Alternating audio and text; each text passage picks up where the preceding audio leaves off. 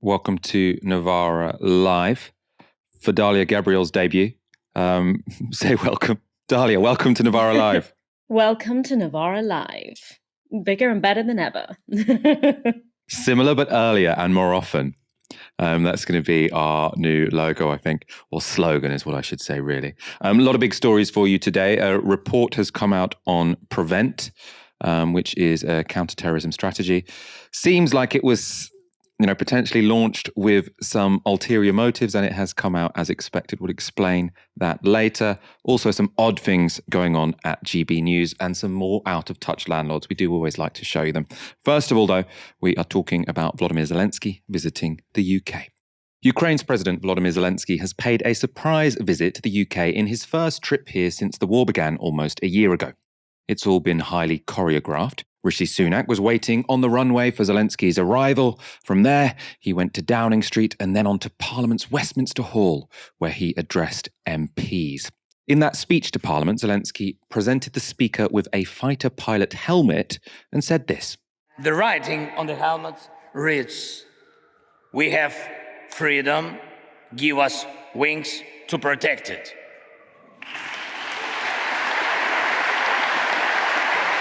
It launches aggressions and breaks people's lives. You and us have already fought together against such evil. You and us already have the experience of defeating the evil that is generated by human nature.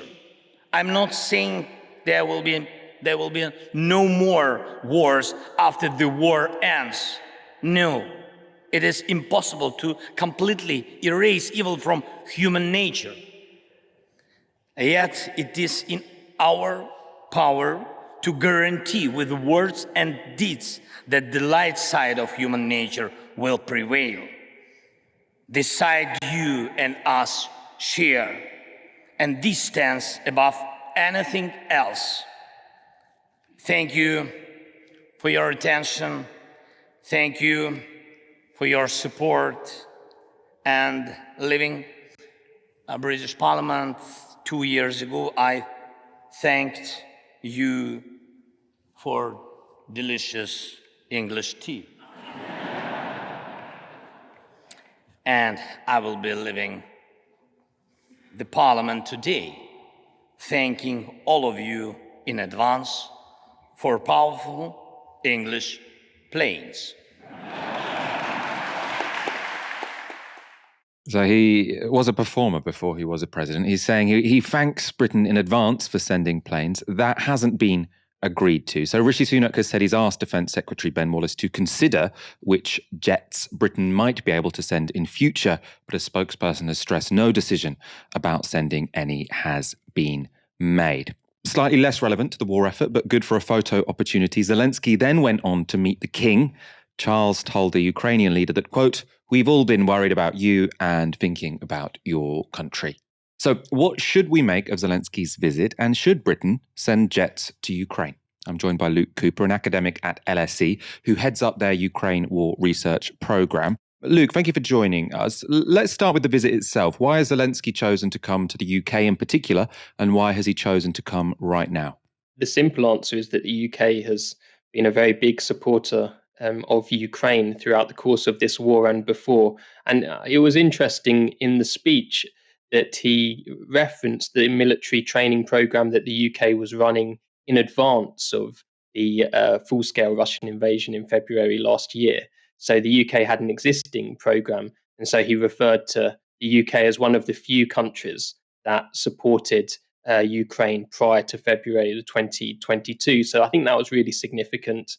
And also, what struck me from the speech is more the global aspect rather than the UK aspect, because for sure Boris Johnson is extremely popular in Ukraine. That will come as a surprise, I'm sure, to your listeners and viewers and people like us in general, right? But in Ukraine, he's a really popular figure. But I thought the global audience was really significant. All of Zelensky's references to universal values, the importance of Russia being defeated here in order to protect the principle of territorial integrity and sovereign equality, that's a really important message globally, especially for states in the global south. Let's talk about the role of Boris Johnson in a moment. I suppose the motivations of the various parties here. First of all, though, practically, do you have a sense of what difference fighter jets would make to the war? I mean, would this be a game changer in terms of the fighting in Ukraine? Oh, I think that would make a tremendous difference. Whether they're a panacea, a silver bullet, I'm not so sure. I think tanks are more significant for the kind of fighting that Ukraine will be looking to do if it's able to mount a spring offensive, but also if it's able to defend itself against an oncoming Russian offensive as well. So, the Russians have been relatively cautious on the use of their own air force in the conflict itself. And perhaps the biggest impact that fighter jets could have is their defensive capability, not their much talked about offensive capability. So the role that they could play in defending civilian areas away from where the front fighting is taking place. Let's talk about all the motivations in play here. You say, Boris Johnson is popular in Ukraine. I mean, we played parts of an interview on Monday's shows with Naftali Bennett, who is, well, now the former Prime Minister of Israel. He was taking part in negotiations between the Ukrainian and Russian sides at the start of the war. He suggested it's sort of the Western powers that sort of said, don't sign this deal to Zelensky. And he sort of cited Boris Johnson as being particularly aggressive when it came to his relationship to Russia. Some of our viewers might be thinking, look, the reason Zelensky is so warm to the UK and why Boris Johnson is popular there is because we've been particularly, especially aggressive, which might make you popular, but it might also be extending the war. I mean, what do you make of that argument? Israel is situated in a very interesting place in this war overall. So I'm not convinced myself that Bennett is a very robust source. So, Israel has carried out hundreds of airstrikes in Syria in recent years and is dependent on Russian security cooperation in Syria to carry out those attacks. I think in November last year, 4 Syrian Assad regime soldiers were killed in one of these strikes. So, it's quite a significant military intervention that Israel makes inside Syria that's dependent on Russian support.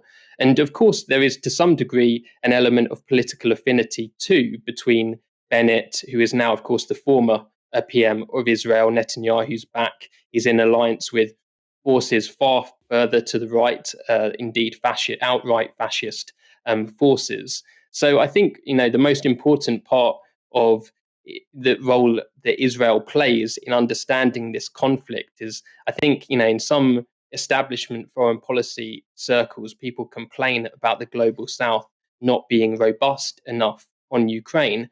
But as we know, Western governments won't be taken seriously in the global south for so long as they are supporting tacitly colonization of Palestine and opposing the colonization of Ukraine. So for me, that's the most important aspect of how Israel sits in this war.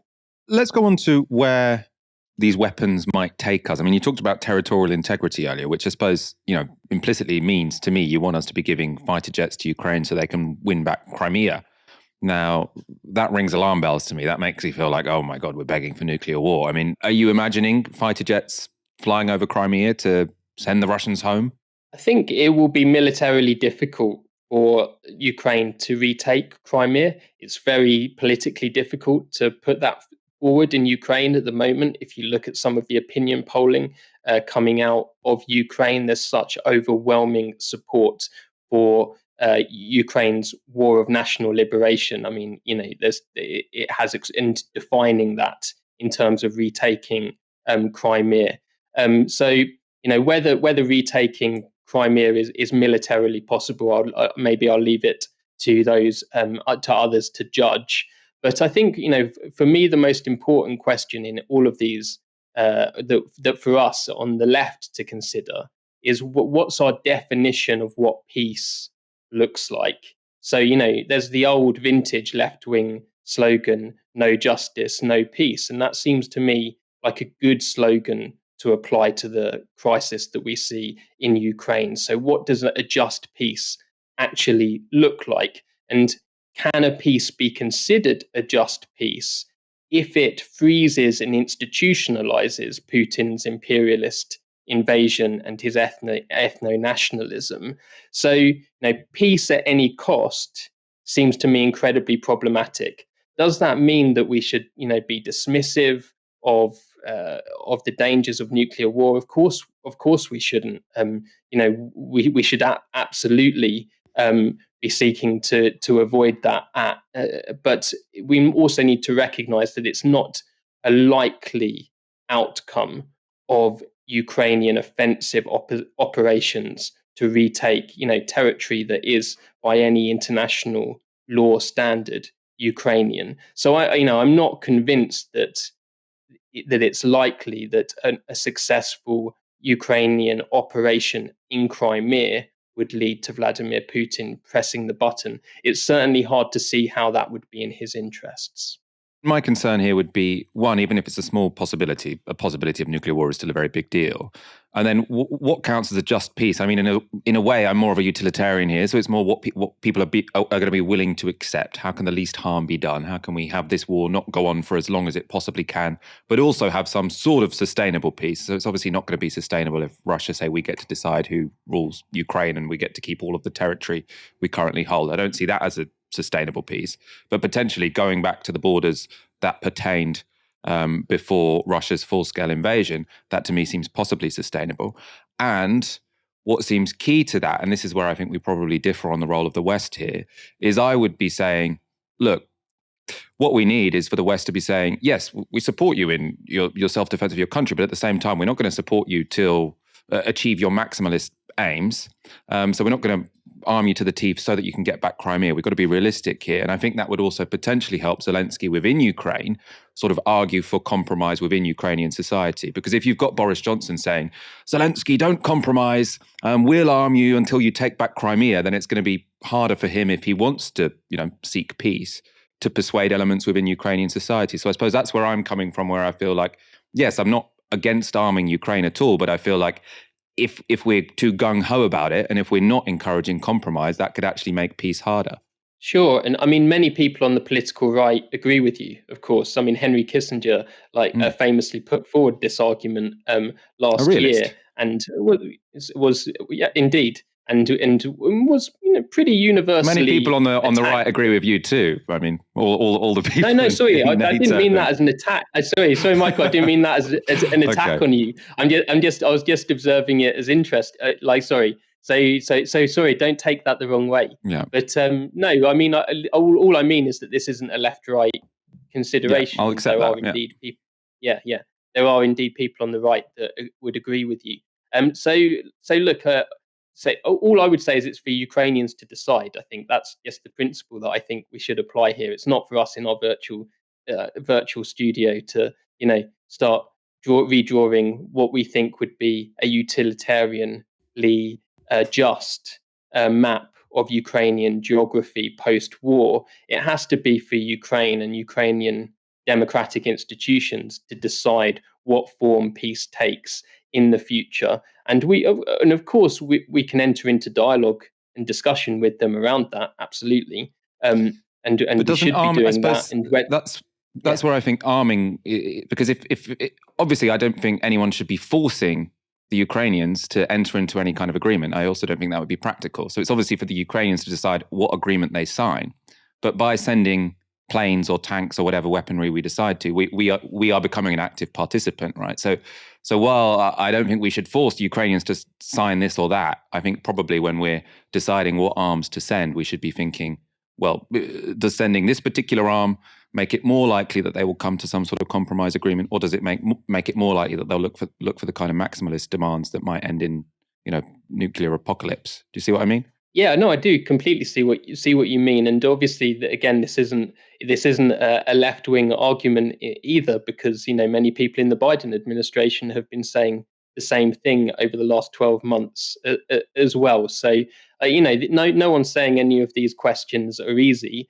And while I do think that the main principle is that this is a question for Ukrainian democracy, of course, you're not wrong to say that there's a matter of collective security at stake here. And of course, by providing weapons to Ukraine all states that do so are becoming a party to the conflict. So, so we will just, in a way, I think the caution that governments have shown, even our own government that's inclined to be, as we know, a bit belligerent, but it has shown actually quite a bit of caution in terms of providing weapons.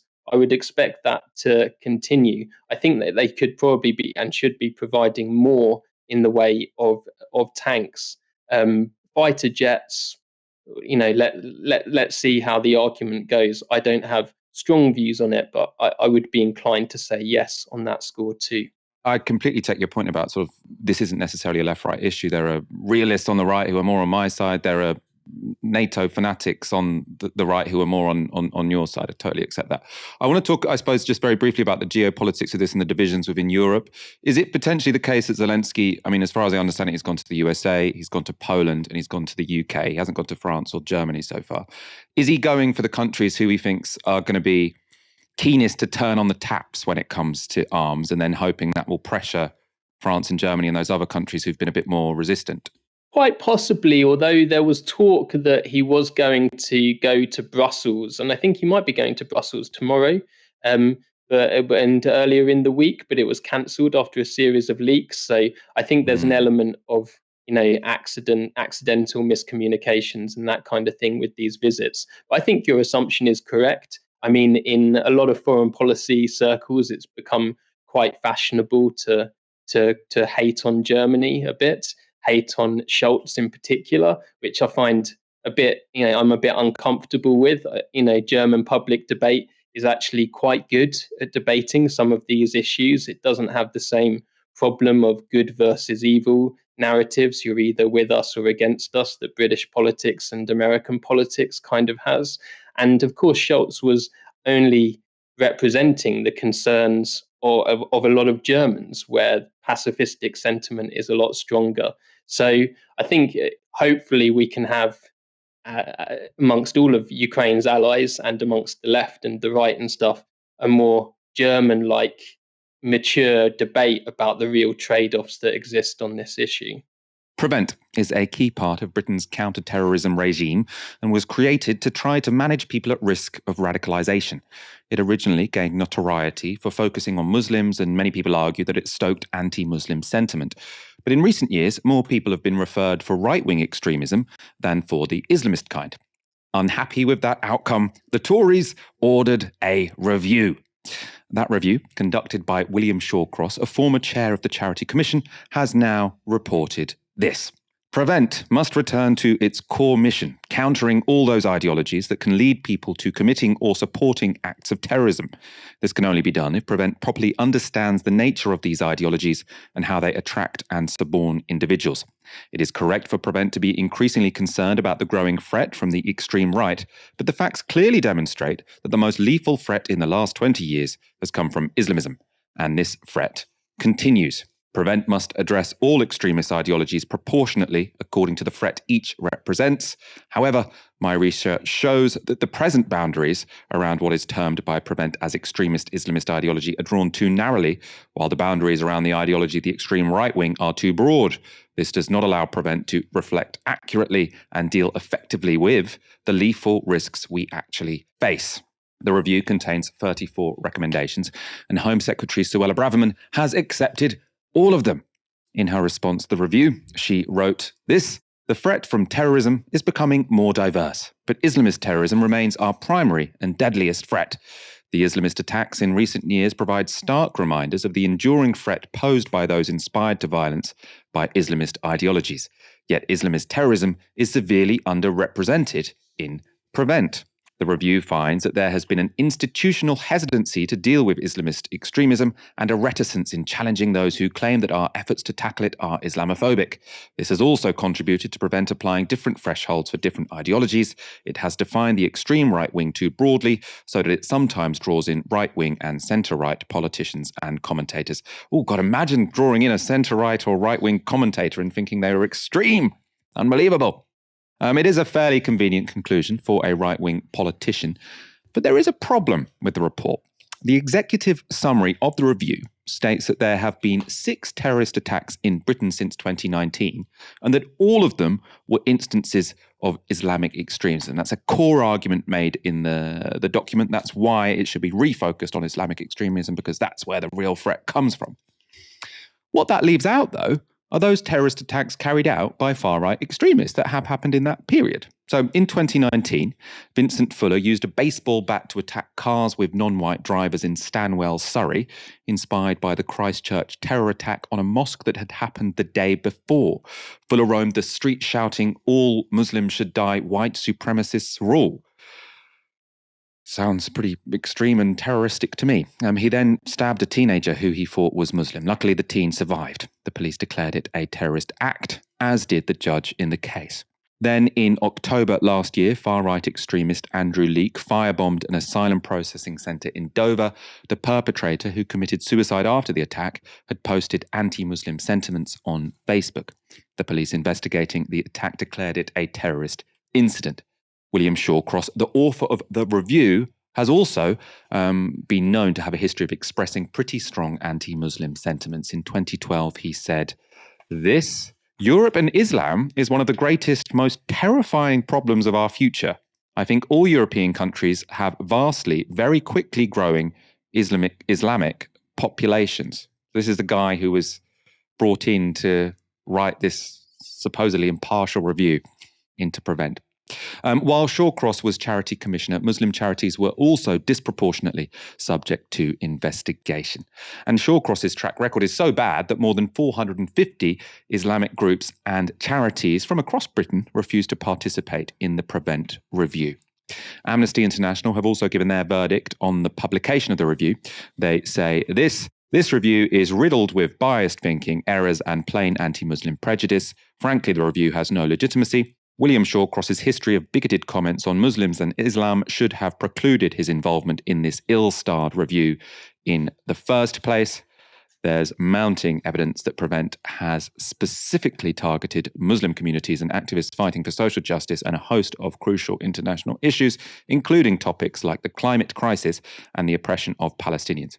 There is growing evidence that Prevent is having disastrous consequences for many people, eroding freedom of expression, clamping down on activism, creating a compliant generation, and impacting on individual rights enshrined in law.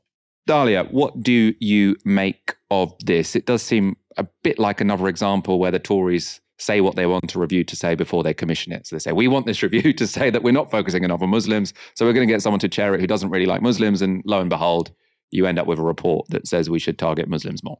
Yeah, and this suspicion that this kind of report will end up in this way has always been there. There was lots of concerns when this report was first commissioned, and actually Shawcross wasn't the first reviewer. It was originally actually Lord Carlisle who had to step down after a legal challenge found that he wasn't impartial, but actually was very much predisposed to be in favour of Prevent. And William Shawcross was actually his replacement. But as you've pointed out, for really good reason, a lot of Muslim groups pointed out that actually William Shawcross has got many of the same issues that Lord Carlisle had. And we are seeing this play out in the report very much so.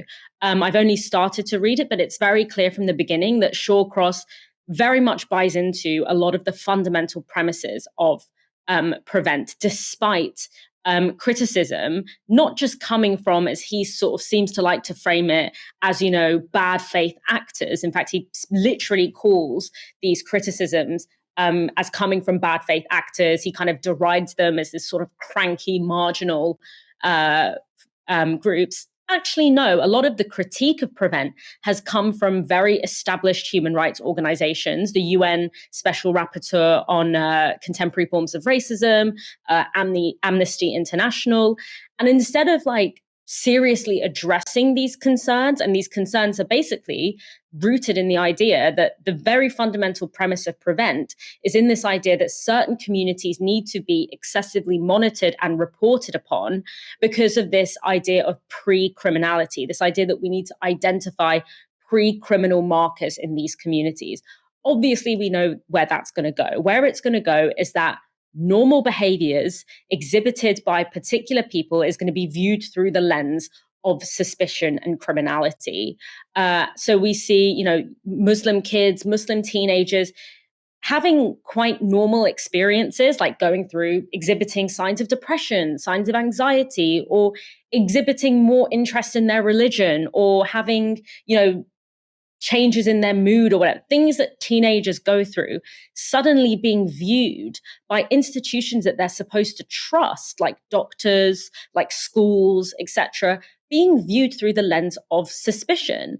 And there's no regard in this report for what it does to a community to be under that level of scrutiny, for what it does to a person, especially a young person who might find themselves going through this referral process, and what it does to their relationship to institutions that they are supposed to trust. And not only does Shawcross not take these things into account, rather he just derides them as sort of cranky critiques from the margins, but actually he doubles down on some of the most worrying aspects of it. When you read through the report, and he keeps bringing up this idea of Islamism, Islamism is without doubt the biggest threat. Obviously, as is often the case when we're talking about things like terrorism, what is and is not considered an act of terroristic violence, what is and is not considered a serious threat is really, crucial here. And it's very clear that for William Shawcross, the kinds of casual as well as very serious form normalization of far-right thinking and far-right talking points is not a cause for concern for him. But he actually doubles down on a lot of the fundamental issues with Prevent, namely this very expansive and loose understanding of what quote unquote Islamism is. He goes from saying, it's this very specific ideology that emerges in this historically specific moment and, has these kinds of implications, to then suddenly talking about how Islamist groups will often talk about fighting for quote unquote oppressed people. So this then becomes like this catch-all term for brown people doing things that make me feel uncomfortable. And not to mention that he's calling for this to be expanded. He says, we need to expand this to include non-violent forms of Islamic extremism. Well, what does that mean? Could you include, and especially if you're including standing up for oppressed people, just as Ilyas Nagdi pointed out in the quote that you gave from him, that could then be stretched out to include any Muslim group that talks about the oppression of Palestine. But the final thing that I also wanted to point out here is that the issue around right-wing extremism. And I think that what this report does is it shows the fundamental problems with thinking that Prevent would be okay if it just focused on right-wing extremism as much as it focuses on Muslim communities. And this report actually kind of shows the fundamental problem there. First of all, this is not the context in which Prevent was established and what is resourcing and giving the political drive behind Prevent. It's not a panic or a concern about the rise of far-right thinking in this country. It's firmly rooted in a heightening of the war on terror, which comes with it a heightening of suspicion of Muslim people. But secondly, as this report demonstrates quite well, if you were to put the same level of scrutiny on extreme right-wing rhetoric as you do on what you're calling Islamism, you would have to take on some of the major broadcasters and broadcasting institutions in our country. You would have to take on the fact that the Daily Mail allowed Katie Hopkins to write the most dehumanizing and extremist and provocative columns for several years, where she was calling, refugees cockroaches, which we know is like one of the first stages of fascism, is, framing marginalized people as less than human. So if you were to kind of put right-wing scrutiny under that same level, you would have to go right into the heart of the establishment in this country. And that's why this idea of like, well, as long as you have, tit for tat, one right-wing extremist for one Muslim extremist, then it would be fine. It's like the tools of the program and the context in which it was established does not really allow for that kind of equal application, because that's not what the purpose of this program is. The purpose of this program is to create an air of suspicion around a particular marginalized, racialized group. And when you have, people in the highest levels of office, reiterating right-wing talking points, you're not going to be able to apply a program like Prevent equally across the board. There's two issues with the report, we should be clear. So one, the critique from the left of Prevent is often that it shouldn't exist at all. This report, as far as I understand it, wasn't so much should it exist, it was should it refocus on Muslims instead of focusing on the far right. And I suppose within the report, he does say all of the critics are wrong, Prevent is great. Essentially, we just need to redirect it a little bit. I suppose I take your point in terms of how it does function. At the same time, violent extremism does exist, terrorism does exist. At what point does the state get involved?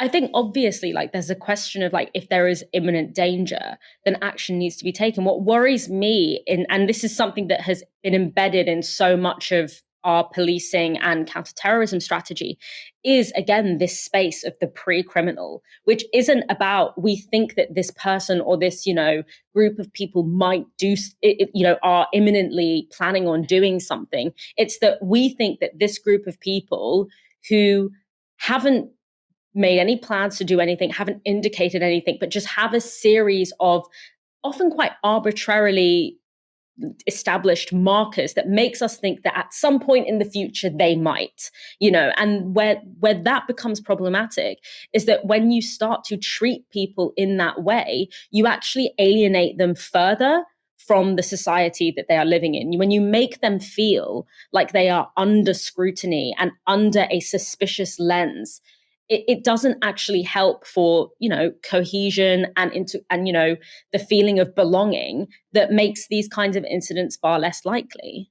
I think the worrying thing here is this focus on non-violent Islamism, because I don't really understand what that is. I mean, I think if someone is online reading loads and loads of stuff, unless they're like an academic researching it, reading loads and loads of stuff, like ISIS propaganda, ISIS documents, just as if they're online reading loads of Anders Breivik manifestos, I think it's probably fair enough for someone to knock on their door or for some intervention to be made. But it seems strange to me. What is non-violent? Is it what is non-violent far right extremism? I mean, because non-violent far right extremism is basically what's on GB News. So I don't see how they're going to cast that net in a way that isn't creates a very broad net, or when it comes to sort of making a community seem suspicious. So I'm with you on that one. GB News has always veered towards the wilder side of broadcast news, but the channel is now officially out of control. A key figure amid the chaos is the far-right host Mark Steyn. Steyn had been off air since mid-December when he had 2 heart attacks, but he's now publicly rejected his offer for a return. He filmed this angry address from his living room. We're going to do a new edition of the Mark Steyn Show this week, assuming my occluded ventricles are up to it. But it won't be on GB News. The state of play between me and GB News is that they have sent me a contract. Don't worry, I'm not going to do that Stephen Crowder thing where you read out the terms of your contract, because I don't think that makes for great television. So I'm just going to skim a couple of clauses. These are the ones. People have noticed a change. Now, this came up.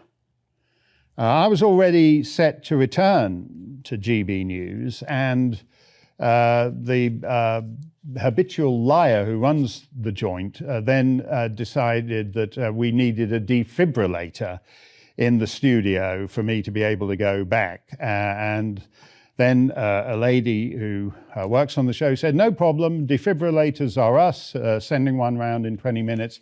Then he decided something else. So the state of play at the moment is that he's sent me a contract. This is a guy called Angelos Frangopoulos, the CEO of GB News. And the contract's he's chosen to change the terms by which we do the show, which would be stressful, but I've had 2 heart attacks, so I laugh at stress. I scoff at stress. You don't stress me out. You may be a homicidal maniac intent of bringing on a 3rd fatal heart attack, but you'll have to do better than this. But I did think it was interesting in light of what's happened at GB News. There's this new clause, editorial responsibility. For the avoidance of doubt, as the Ofcom license holder, GB News has editorial responsibility for the Mark Steyn Show and all content produced for GB News by the presenter and the US producers. Therefore, the parties agree that GB News' editorial decisions shall prevail, which I wouldn't really mind. But I remember we had a little Ofcom back and forth about 10 minutes before I went on air a couple of months back. And my final words about the so-called compliance officer was that he was, quote, Ofcom's bitch. And at that point, I hung up. Well, Ofcom's bitch has managed to have his revenge now. So the reason Ofcom regulations might be a point of dispute between Steyn and his former bosses is that last June he interviewed COVID conspiracy theorist Naomi Wolf. She made a number of false claims about the COVID vaccine, and viewers made 411 complaints to Ofcom, triggering an investigation. In the new contract that Steyn was offered, it said that if he goes against GB News' editorial standards, he'd be held liable for any Ofcom fines. So they clearly didn't want to be taking any of those risks anymore. Now, these guys they care about their profit margin, so it might be understandable that they would make that precaution, but it hasn't gone down well with GB News fans. Texas Lindsay, who has 71,000 Twitter followers, said this, or Texas Lindsay, sorry. Breaking. Legendary news anchor Mark Steyn quits GB News after they threatened to make him pay fines to the media regulators for casting doubt on safety of COVID-19 vaccines. Significant loss for GB News. Thank you for your bravery and integrity, Mark Steyn. Eva Vladingerbrock has over 300,000 Twitter followers and has appeared on GB News and Fox News multiple times. She also weighed in. The truth on why my friend Mark Steyn isn't back on GB News. After he suffered 2 heart attacks, they lied to him, used his medical condition against him, and tried to force him to comply with Ofcom's censorship rules, even holding him liable. How low can you go, Frankopoulos? That's the Twitter handle of the guy who manages GB News. Current host then went on Twitter to encourage their free speech loving audience to get on board with Ofcom. Actually, they're in favor of the regulators now. This is from presenter Bev Turner. It's worth remembering that YouTube is far worse at quickly removing content than Ofcom, who, believe it or not, have guidelines which are easy to navigate with very little effort. Sometimes it's just a sentence which provides balance. Do you really want a broadcast media which is completely unregulated? Pedophilia, religious or political extremists, any number of nutcases broadcasting into your front room. Imagine nutcases broadcasting into your front room. If you work at GB News, it must seem completely alien. Really? I've never been told what I can or can't say on GB News, but I'm not sufficiently selfish to mouth off and risk losing appeals to Ofcom, whatever.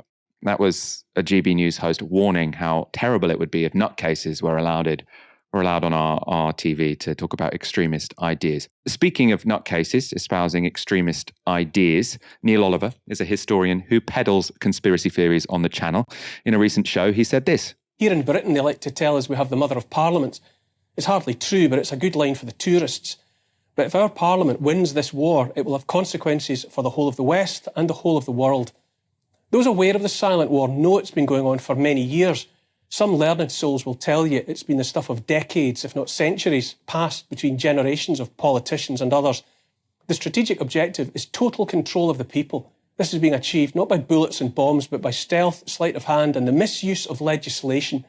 Those in pursuit of centralised power, of a one-world government, hate, and with every fibre of their being, sovereign nation-states. That said, they reserve a special loathing for national constitutions that define the rights of people in perpetuity. Total control of the sort the state has in mind requires the hoodwinking of the people into thinking Parliament is the highest power in the land, that they tell us what to do. It's interesting to note that hoodwinking is a term from the art of falconry, whereby a falcon with lethal talons, the swiftest attacking flight and the sharpest eyesight of all living creatures, is kept docile and under control simply by having a little hood placed over its head. So I have to say, I enjoyed the details about falcons. But the rest of it was fairly concerning, I suppose. We have a silent war, a one world government, and generations of politicians trying to take control of the people. Very rousing, very paranoid, you might think. GB News is now under fire for alleged anti-Semitism. Journalist Matthew Sweet tweeted this.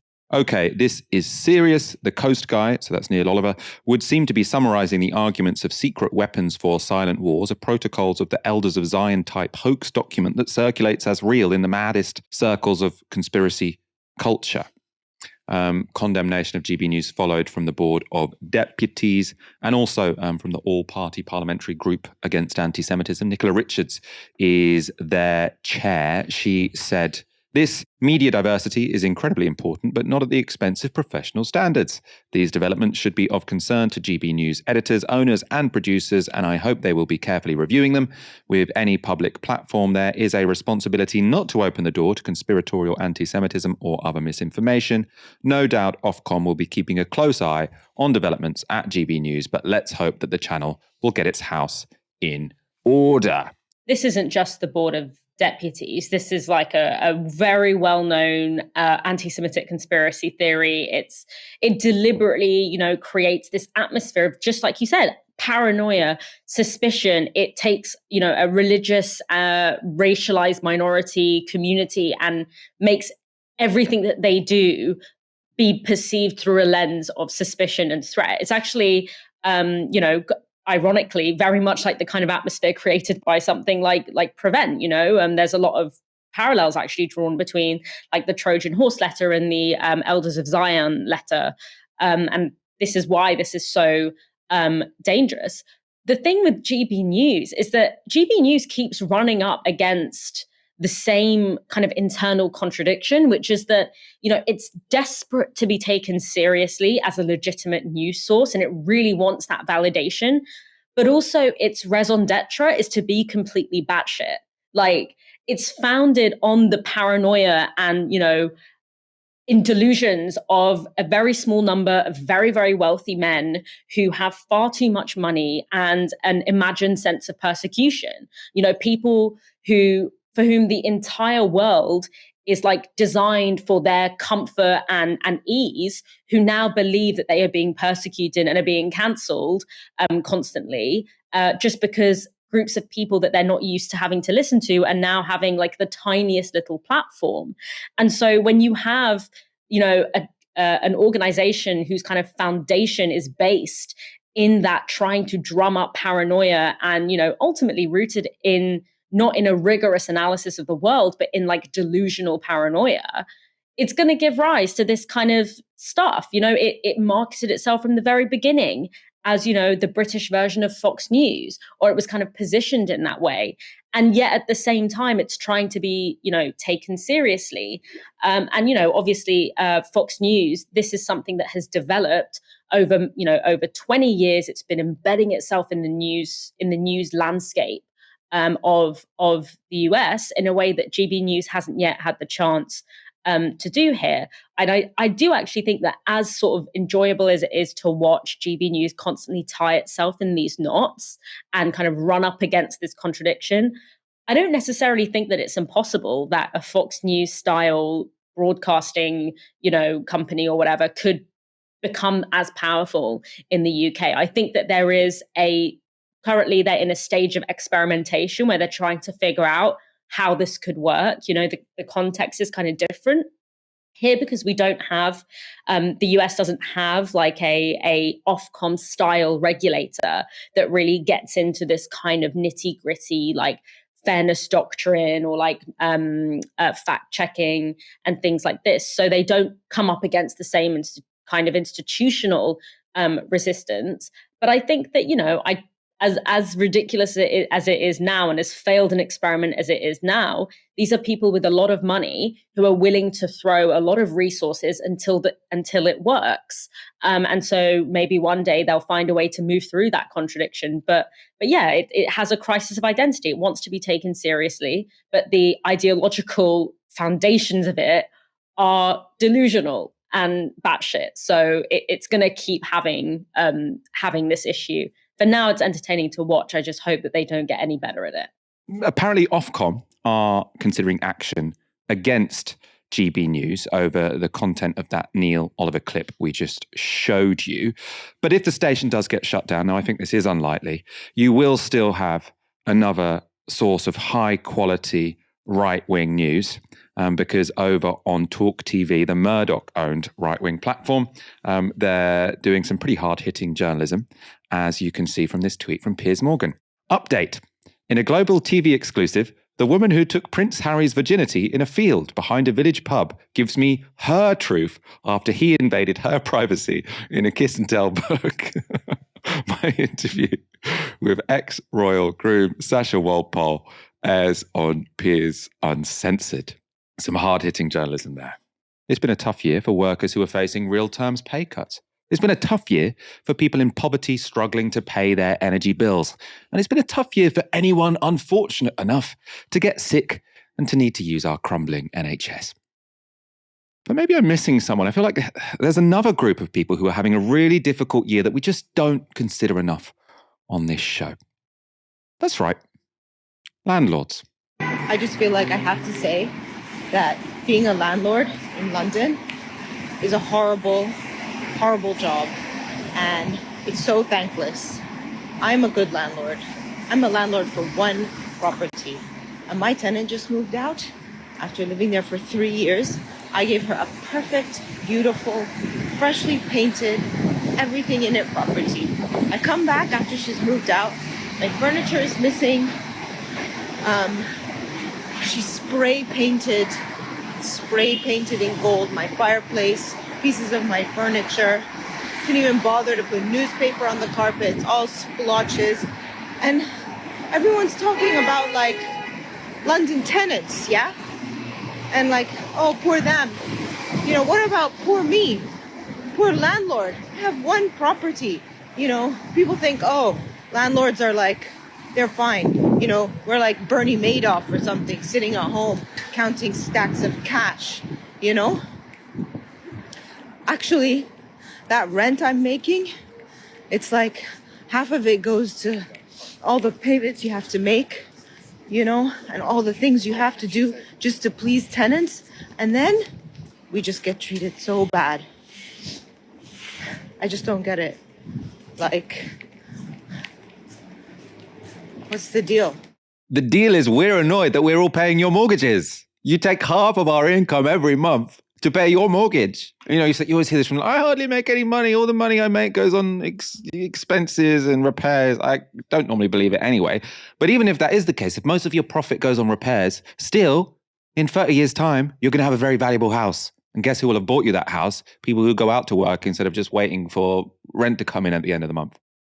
Dalia, do you think she put her argument persuasively? What about me? What about poor me? What about the landlords?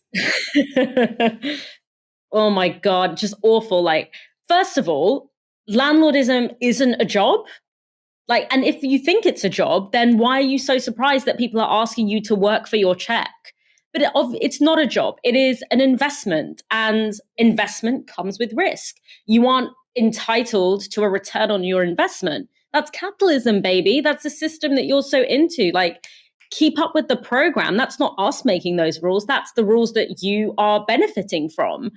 Secondly, it's also not thankless. You get a lot of free money for it, for doing barely anything. And thirdly, obviously, there's this like ridiculously annoying idea of like the critique of landlordism doesn't apply to me because I'm a good landlord. First of all, this landlord is in London, which means that she is probably getting nearly 50% of her renter's paycheck every month. If you are getting 50% of my paycheck every month, you don't get to like get a pat on the back or like to get a nice little round of applause for giving me a decent place to live. Like, there's this idea that if you're not letting, the property be infested by vermin, if it's not falling apart, then somehow that means that you're a good person. It's like giving you a dignified place to live is the bare minimum for the amount of free money that you get. It's not a fair deal. You can't just be like, it's a fair deal if I'm giving this person a decent place to live. our housing stock has been bought up by a relatively small number of people who are now holding us all hostage because they own all of the stuff that we need. Okay, so nothing about this is fair. So the idea that you should get, props for making the place that you are holding me hostage in decent is ridiculous. And it's also really interesting because I actually watched some of her follow-up videos. And in one of them, she talks about how obviously other landlords got in touch with her after she put this video out and told her about the idea of, you can inspect a property as long as you give 24 hours notice. And she said, I didn't know you could do this. I thought that because this was someone's home, you can't just go in whenever you want. Now that I know I can do that, I'm going to make use of that. So it just goes to show that, like, it doesn't matter what your individual personality is or what you think about yourself as. This is an economic relationship. You have economic and legal power over your tenant. And I know for sure that when push comes to shove, you will exercise that power. So whether or not you think of yourself as a good person is irrelevant here. And finally, that obviously ridiculous idea of, you say poor tenants, what about poor landlords? When we talk about the violation of tenants' rights in this country, we are talking about people living in dilapidated, unsafe housing. We are talking about the number of people who are being hospitalized with breathing issues because there is so much unresolved damp in their property. We are talking about unsafe vermin infestations. We are talking, in one of the houses that I've rented, I've been renting for over 10 years. In one of them, we had a gas cooker that was malfunctioning and was basically a death trap. And it took us months and months to wrangle the landlord into fixing it. So we're talking about people living in unsafe housing, and you're coming on TikTok to cry because someone got a bit of paint on your carpet. Like, we're not living in the same world. Like, when you and I are not the same. And so obviously it's completely absurd. She deserves all the backlash she's gotten. And I just want to say, good for that tenant spray painting her fireplace gold. I hope she enjoyed her gold fireplace. Because one thing that's so rank about renting is that you never get to really make your house into a home because you don't know how long you're going to be there. You don't know how long it's going to be before your landlord hikes up your rent and you can't afford to live there anymore. So you're always reluctant to really invest in the place that you live and make it your own. And so I actually love it for her that she was like, screw you. If I want a gold fireplace and I'm going to make my dreams come true. I don't care. Like, take all my deposit. I don't even care. So good for her. I hope she had a good time. I just wish they had TikTok in the 15th century so we could watch the sort of self-pitying videos of minor feudal lords. Like, I've only got a few acres. The guy down the road from me has a whole region. And, I know these serfs have to work 50% of their time on my land to give me the wealth I have. But I've got so many rooms to heat. No one thinks of the minor feudal lords. They didn't have TikTok though, so we'll have to survive with our very own minor feudal lords who are the landlords of Britain. Dalia, thank you so much for joining me this evening. Thank you so much for having me. My first Novara Live. Feels different, doesn't it? Thanks to all of you for tuning in once again to this show. Make sure to come back tomorrow evening at 6 p.m. We'll be live again. For now, you've been watching Novara Media. Good night.